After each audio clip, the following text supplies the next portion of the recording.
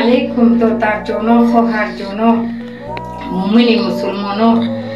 خواهش میکنم همین نوای مرا تا آخر گوش کنید.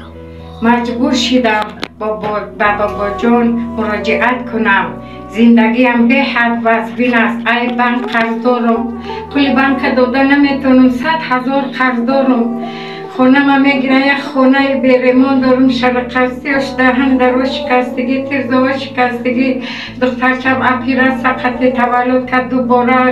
دوباره نوی اپیرت سشید. پول کلانم در شما بمبرم. زندگیم به حد وزبین ایوردم چی ندارم.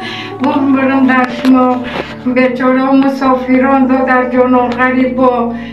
خواهر جانا همه تانه خدا جان نگهبان تا شود پروردگار با پشت پناهش بگیره. یک سمای دو سمای چند خیلی باشه برکتش خدا بتیه به من یاردم کنین. خدا جان بمبرم به شما خیراتون خیر کنین. خیراتون پروردگار به درگاهش قبول کنه پروردگار. من دوشنبه سیتی دارم. این دوشنبه سیتی از خط 93 541 5058 واتساپم به همین نمره.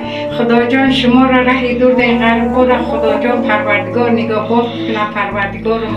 و وقت خوشی دل پر دل خرسند خدا جان و شقتی به پیش پدر و مادر زن و فرزند خدا جان برگردانید پروردگار. تبتن صحت وقت شقتی خدا جان پروردگار شما را نگهبانتان شود. همیشه خدا جان راه دور در غربا خدا جان نگهبانتان شود.